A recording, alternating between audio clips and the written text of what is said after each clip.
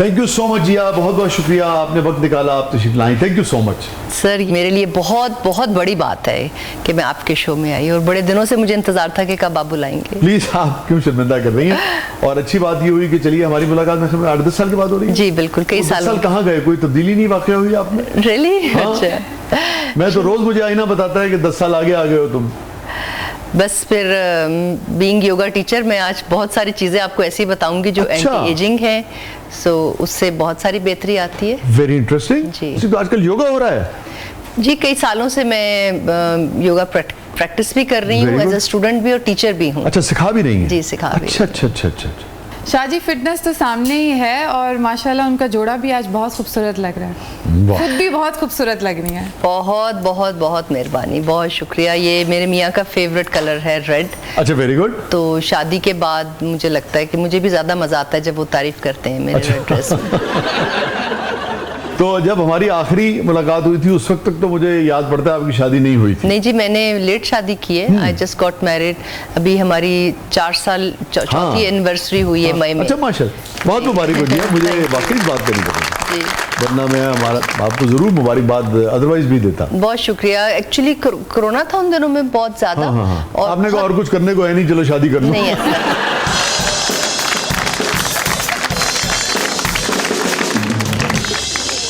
ऐसा नहीं था, मेहमान कम बुलाने हुए, सिर्फ निकाह किया। ये भी आपने सोचा होगा कि अच्छा है, बुलाना नहीं पड़ेगा। नहीं, मैं वैसे भी मैं समझती हूँ मुझे शायद ये मेडिटेशन और योगा और ये सारे प्रोसेस के बाद 20-22 साल से मेरे में वो पागलपन वाला दिखावा वो पहले भी नहीं था, अभी भी नहीं है। सो मैं समझती हूँ कि बहुत ज्यादा पैसे शादियों पे नहीं खर्च करने चाहिए। बहुत अच्छी बात कर रही हैं आप, बहुत अच्छी बात। ये योगा वाली बात जो है ये मेरे पहले इल्म में नहीं थी। अच्छा। ये कैसे, फिटनेस का तो सबको ही होता है और होना भी चाहिए, आपको फिट रहना चाहिए। जो टेलीविजन के हमारे दोस्त हैं उनको और ज्यादा अपने आपको ख्याल रखना पड़ता है, मगर ये योगा की तरफ आप कैसे निकल गई? मुझसे ना सब नमाज नहीं पढ़ी जाती थी, जानमाज पे होके भी ना दिमाग बहुत इधर उधर भागता था। अच्छा। तो मुझे ये लगता था कि हम बहुत सारे मामले में ज़िंदगी में बेईमानियां करते हैं और इधर उधर की बातें भी हो जाती हैं, तो ये जो एक मामला है आपका खुदा के साथ, ये ज़रा नाइंसाफ़ी मुझे लग रहा था, दिमाग बहुत भागता था। मैं अगर ये समझूं आपकी बात को कि आप कह रही कि यकसुई नहीं हो पाती जी, फोकस नहीं मेरा हो पाता था। और फिर बाद में जब मैंने इस चीज़ के बारे में डिस्कस किया तो मुझे पता चला कि बहुत सारे लोगों का ये इशू है। ये ब्रेथ का इशू होता है, आपका ब्रीदिंग का इशू होता है। तो फिर मैंने मेरे भाई ने, मुन्ना मुश्ताक ने कुछ एक कोर्स किया हुआ था जो एंजाइटी, स्ट्रेस और आपकी जो, क्योंकि अब हमारी इतनी मुश्किल ज़िंदगी होती है एज एन आर्टिस्ट और बहुत टाइम टेबल ऊपर नीचे होता है, तो मुझे वो लगता था कि मुश्किल रोल भी मुझे करने का शौक है। सो वो स्ट्रेस बहुत ज़्यादा जनरेट हुआ था। अम्मी की डेथ के बाद भी प्रॉब्लली मैं वो लेट गो नहीं कर पा रही थी चीज़ें, तो मेरी नींद का इशू हो गया था। और बाद में पता चला कि बचपन से मेरे सांस का इशू था। अच्छा, स्लीप एपनिया जिसे कहते हैं। जी, तो या तो बहुत नींद आती थी या बहुत कम आती थी। अच्छा। तो फिर उसके लिए मैं दवाइयों और शॉर्टकट की तरफ नहीं गई। तो जो रीज़न था मेरा इस चीज़ का, उस पर मैंने काम किया। और अब तो 25 साल से ऊपर हो गए कि मैं इस चीज़ को रेगुलरली, ब्रीदिंग टेक्निक्स को रेगुलरली करती हूँ। अच्छा, वेरी गुड। योगा और मेडिटेशन जो बेसिकली आपकी है ना, वो आपको आपकी प्रेजेंट मोमेंट में रखती है, आपको लम्हे मौजूद में रखती है। तो आपके ऑर्गन्स जो है ना वो फिर लम्हे मौजूद में काम करते हैं। वाह वाह वाह। अगर सुकून चाहिए जी, देखिए हम योगा तो नहीं करते मगर शायद योगा को समझ तो सकते हैं ना। अगर सुकून चाहिए इस लम्हे मौजूद में तो, अगर सुकून चाहिए इस लम्हे मौजूद में तो आओ इस लम्हे मौजूद से बाहर निकले। अब ये फरमाइए कि ये जो हेल्थ के हवाले से कोई ऐसी चीज़ जो उठते बैठते चलते फिरते कुछ ऐसी तो नहीं कि आपसे अगर कहें कि एक आध मिनट में कोई ऐसी चीज़ बता दें जिससे कहते हैं ना हींग लगे ना फिटकरी, किसी का कुछ भी नहीं लगता कि यार ये तो कर लिया करो, तो आप हैं और आपके देखने वाले हैं। देखिए जी, हर इंसान का लाइफस्टाइल ना टोटली डिफरेंट होता है। मैं थोड़ा सा अवॉइड करती हूँ, अब करना ज़्यादा शुरू हो गई हूँ कि आप कोई ऐसा शॉर्टकट मशवरा अगर दें तो वो सारा साल ही वो यूज़ करता रहता है। तो मैं कोई टोटके उस तरह वाले नहीं देती कि ये खा लें या वो खा लें। हर इंसान की बॉडी लाइफस्टाइल डिफरेंट होता है। सो एक सांस ऐसी चीज़ है वसी साहब जो कि सब एक ही जैसा ले रहे हाँ, हैं और हर एक की जरूरत है। ठीक है। तो अगर वैसे फर्क है, मैं आपको बताऊं, कैसे? डिफेंस में अलग है, शादरे में अलग है। So sad and unfortunate। जी मगर अलग हाँ, है। ये बड़ा अनफॉर्चुनेट है। डिफेंस तो होने नहीं चाहिए, मैं समझती हूँ।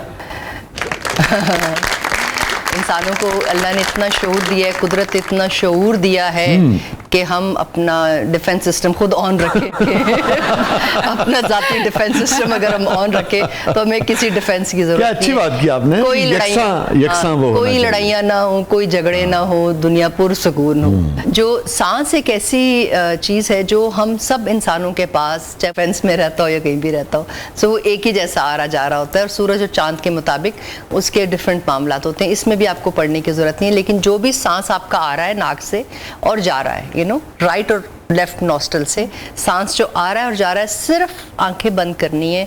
दिन में कुछ सेकंड से अगर आप ये स्टार्ट करना शुरू करें ना, आंखें बंद करके बिल्कुल कमर को सीधे रखते हुए सिर्फ अपने सांस पे फोकस करें।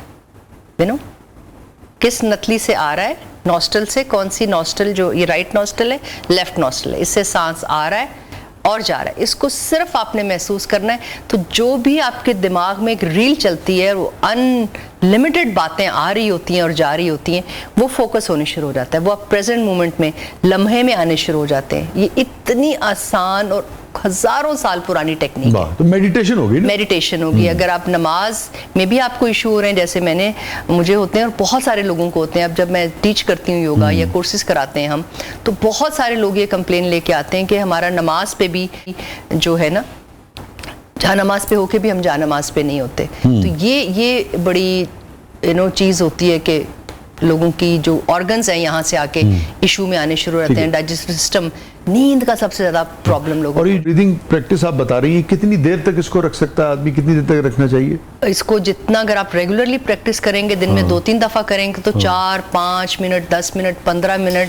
जैसे मैं कोई कम से कम 5-7 साल से रेगुलरली कुछ कोर्सेज ऐसे कर रही हूँ। सो मेरा 2.5 से 3 घंटे मैं बगैर हिले जुले और बगैर आंखें खोले हुए यहाँ पे फोकस करके बैठ सकती हूँ। तो उससे आपकी स्पाइन सीधी रहती है, ठीक है, और जो पूरा ऑक्सीजन है वो बॉडी को प्रॉपर मिलता है। आप खुद भी कुछ सीधे रहते होंगे।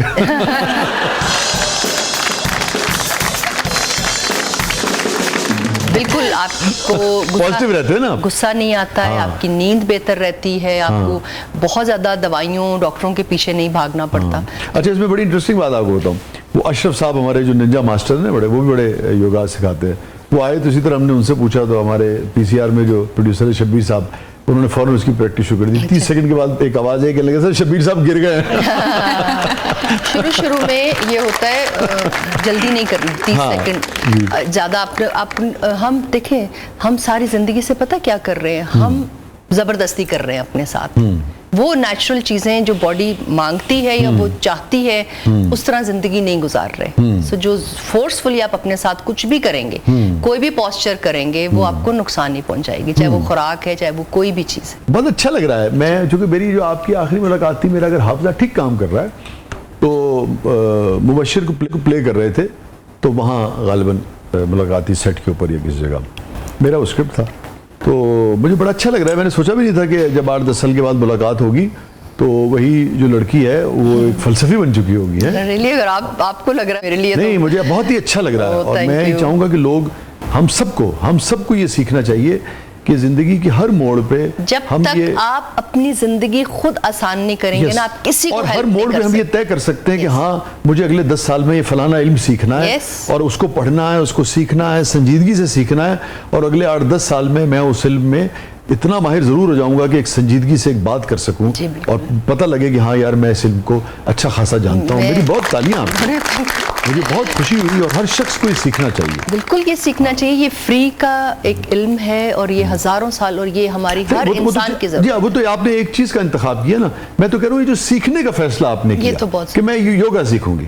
आप कहते हैं, मैं, कोई शख्स कहता है मैंने फर्नीचर बनाना सीखना है। वो कहते हैं ना, जरूरत इजाद की माँ है। तो हमें अपनी मेंटल फिजिकल हेल्थ पे इस कदर काम करना जरूरी है, अपने आप पे काम करना जरूरी है। हम हमेशा खुशियां बाहर ढूंढते हैं, सुकून बाहर ढूंढते हैं, तो अब आपने मोहर लगा दी कि मैं फलसफी हूँ। ये सब कुछ आपके अंदर होता है। अगर आपके ऑर्गन्स डिस्टर्ब हैं, आपका ब्रेन को, अगर प्रैक्टिकली साइंस के उसमें जाएं तो आपके ब्रेन को प्रॉपर ऑक्सीजन नहीं मिल रहा। हाँ। तो आप जिया, आपने तो एक फिल्म स्टार आप हैं, आप थी, आपने एक जिंदगी गुजारी फिल्म स्टार की, और अब हमारे यहाँ फिल्म नहीं बन रही, मगर आज भी आपको लोग कहते होंगे, हो सकता आप कर भी रही हों और करेंगी भी काम। ये जो आपने बात की, बड़ी अहम बात है। ये बात तो लोग सुनते पढ़ते रहते हैं, मतलब ये भी बात तो बड़े अहम लोगों को हमारे मुल्क में समझ नहीं आती कि हम खुशी बाहर से क्यों तलाशते हैं। इस चीज में क्या खुशी है कि जिया की गाड़ी है, जिया का फलाना हुआ है, फलाना हुआ। असल में तो देखे ना, वो आप सिर्फ इस चीज से खुश हो रही हैं कि वसी ने ये देखा कि मेरी गाड़ी है, या वसी ने देखा या फातिमा ने देखा कि सूट है। मैं एक मिसाल दे रहा हूँ, और वो ये चंद सेकंड की है, मगर वो जो अंदर से एक बेचैनी है, एक तूफान है, एक बिखराव है, उसको हम इकट्ठा नहीं करते, वहां से हम खुशी नहीं लेते। इसकी क्या वजह है, और ये आपने कैसे दरियाफ्त किया? क्योंकि आप तो एक रोशनियों की, ग्लैमर की दुनिया से, जिसमें दौड़ है, जिसमें चकाचौंध है, जिसमें फोटोशूट्स हैं, हाँ जी, सब दिखावा ही दिखावा है ना। ये लगता है कि स्कूल के बाद या यूनिवर्सिटी के बाद या कोई डिग्री लेने के बाद हम समझते हैं कि हमें सब कुछ आ गया है। हम वो कब्र तक जाने के जो सीखने का अमल है वो खत्म कर देते हैं, या हम लोग फिर ये कहते हैं कि ये तो हमारे लिए नहीं है। लाइन ड्रॉ, अभी के हमारे प्यारे नबी ने ये कहा कि अगर आपको इल्म हासिल करना है तो आप मतलब किसी भी चीन तक भी जा सकते हैं। ये बहुत सारी ऐसी बातें सुनी कही गई हैं बचपन में कि इल्म हासिल कब्र तक करना चाहिए आपको, गोद से गोर तक। जी।